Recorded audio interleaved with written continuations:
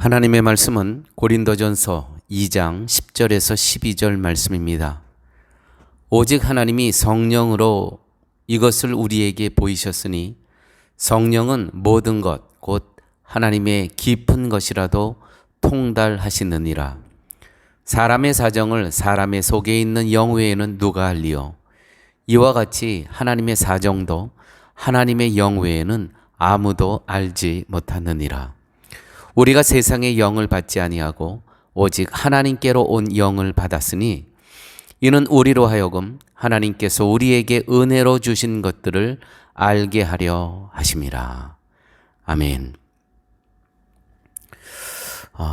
오늘 본문 12절에 성령께서 이 땅에 오신 하나님께서 우리에게 성령이라는 선물을 우리에게 주신 분명한 이유가 있습니다.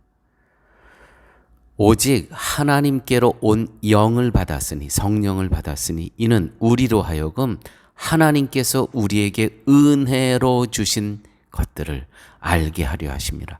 은혜로 주신 것을 알게 하려 하심이라.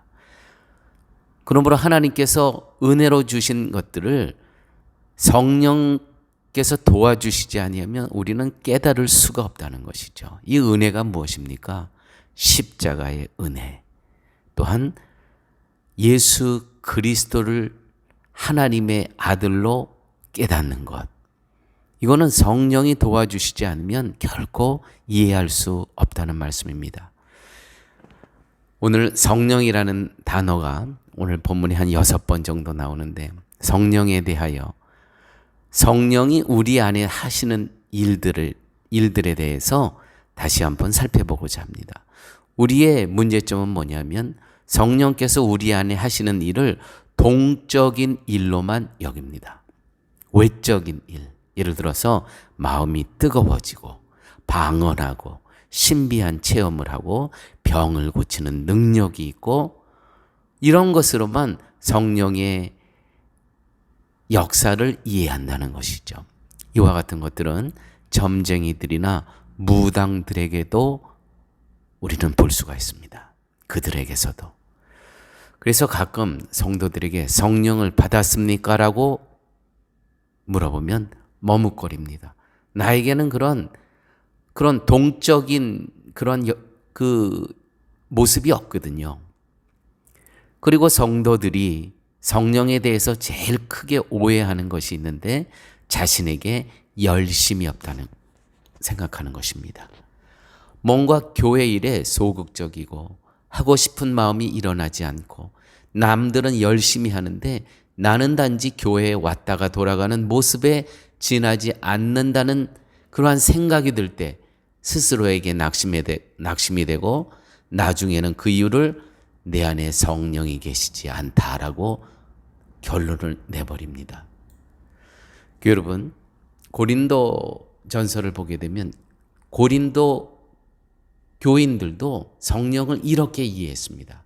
방언하고 예언하고 병 고치는 은사가 있으면 성령을 받은 것이고 그렇지 않으면 성령을 받지 못한 것으로 여겼던 것이죠. 그리고 여기에서 차별이 발생하기 시작합니다. 차별, 등급. 성령을 받은 자와 성령을 받지 못한 자의 등급이 생긴다는 것이죠. 방언을 하느냐, 예언을 하느냐, 병을 고치느냐, 귀신을 쫓아내느냐. 이와 같은 은사가 있으면 영적으로 굉장히 높은 등급을 스스로 부여합니다. 12절 말씀 볼까요? 정말 그것이 성령이 내주하시는 증거입니까? 우리가 세상의 영을 받지 않고 오직 하나님께로 온 영을 받았으니 이는 우리로 하여금 하나님께서 우리에게 은혜로 주신 것들을 알게 하려 하심이라. 성령의 일은 하나님께서 우리에게 은혜로 주신 것들을 깨닫게 하기 위함입니다. 이 말을 반대로 하면 우리가 하나님의 은혜를 깨닫는다는 것은 성령이 아니면 불가능하다라는 것입니다. 십자가의 은혜, 성령께서 도와주셔야 그 십자가 사건이 나의 사건으로 받아들일 수 있는 것입니다. 성령의 도우심이 없이는 예수가 나의 주 그리스도임을 고백할 수가 없다는 것이죠. 굳이 성령이 아니고서라도 우리의 지혜를 가지고 얼마든지 하나님의 은혜에 대해서 깨달을 수 있다면 무엇 때문에 성령을 우리에게 보내셨겠습니까? 따라서 성령을 받은 자와 성령을 받지 않은 자를 구분하는 그 기준은 방언이나 병고침이나 귀신 쫓아내는 것이나 등의 은사에 있는 것이 아니라 하나님의 은혜, 십자가의 은혜를 아느냐 모르느냐에 달려 있다는 것이죠. 고린도 교회가 이 은혜에 대해서 잘못 알므로 인해서 드러난 모습은 자기만의 은사 자랑이었습니다. 뽐냄이었습니다.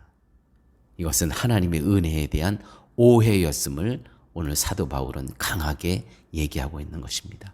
하나님께로 부름받은 자에게 주어지는 특별하신 은혜란 그리스도의 십자가의 은혜를 깨닫게 되는 것입니다.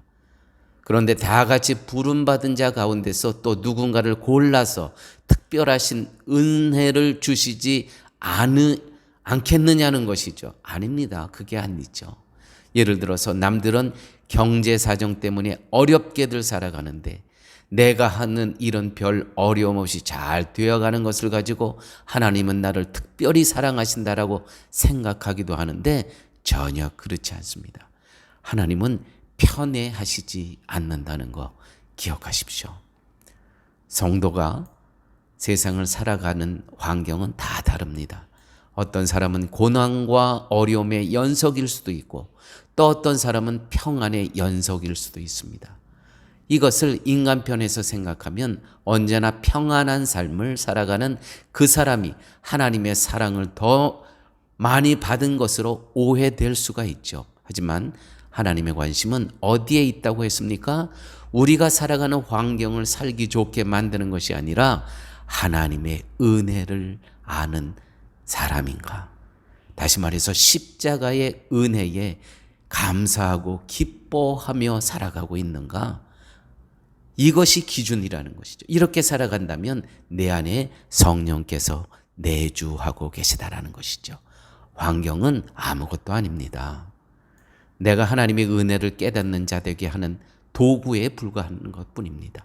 때문에 고난과 어려움의 연속이라 할지라도 그 속에서 하나님의 은혜를 배우고 자기를 포기할 줄 아는 법을 배웠다면 그것은 놀라운 하나님의 복이죠. 반대로 평안한 삶으로 인해서 자기를 포기할 줄 아는 것보다는 오히려 자기를 포기하지 못하고 더 편안함만을 누리는 쪽으로 나아간다면 그것은 결국 저주 안에 빠지는 것에 불과한 것입니다. 때문에 성도는 환경이 좋고 나쁘고에 관심 두어서는 안 됩니다. 오직 관심 두어야 할 것은 하나님의 은혜를 아는 자로서 살아가기를 소원하고 있는가? 이것이 우리의 관심이어야 되는 것이죠. 이런 사람이 바로 성령님께서 동행하고 계시는 그러한 존재라는 것입니다. 함께 기도하십니다. 아버지 하나님, 내 안에 성령께서 내주하시는 증거가 어떤 외적인, 동적인 그러한 것이 아니고 과연 내 안에 십자가의 은혜를 믿고 의지하고 그 십자가의 은혜 때문에 기뻐하고 감사하고 있는가? 이것이 성령께서 내 안에 내주하고 계시는 그러한 증거라고 오늘 가르쳐 주셨사오매 매일매일 삶 가운데 성령 충만함,